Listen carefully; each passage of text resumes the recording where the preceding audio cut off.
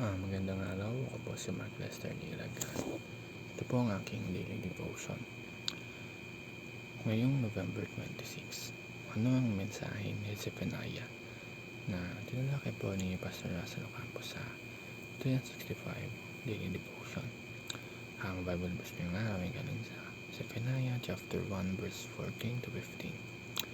Ang sabi dito is, "The great day of the Lord is near and coming quickly. That day will be the day of wrath, a day of distress and anguish, a day of trouble and ruin." Grabe kasi, ang bigat kaagad ng words. Pero dito pa lang, makikita natin kung gaano kaseryoso ang mensahe ni Zephaniah. Si Zephaniah ay isang prophet noong panahon ni King Josiah at ang meaning ng pangalan niya ay Yahweh Protects.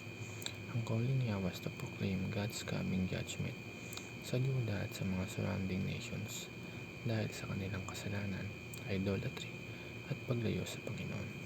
Pero ang maganda dito, hindi natapos ang mensahe ni Zephaniah sa judgment lang, dahil marami ding hope, restoration at promise ng protection ni God sa kanyang mga tapat. At dito mapasok yung balance ng message. May wrath pero may grace, may judgment pero may salvation, may warning pero may hope para sa mga taong patuloy na nagkatiwala kay Lord. Ang first teaching is, the day of the Lord shall come against evil. Ibig sabihin, hindi baliwala kay Lord ang kasalanan. Hindi siya bulag sa injustice, sa idolatry, sa pride o sa anumang bagay na naghiwalay sa atin sa Kanya. Minsan kasi iniisip natin, okay lang, maliit lang naman to, o kaya wala namang nakakita. Pero Zephaniah reminds us that God is holy, and dahil holy siya, hindi siya pwedeng hayaan na manatili ang evil ng walang consequence. At ang second, the day of the Lord is judgment and salvation. Ito ang maganda dahil ang day of the Lord ay hindi lang araw ng parusa, kundi araw din ng rescue para sa mga nagmamahal kay Lord.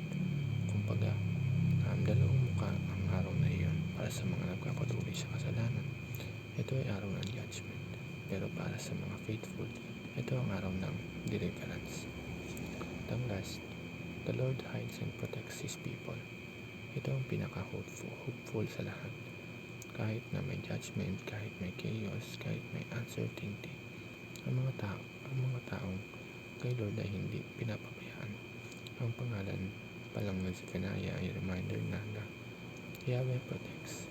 At nung dumating tayo sa Zephaniah chapter 3 verse 17, dito nag-climax ang buong book. Ang Diyos mismo ang nag-rejoice over His people with singing.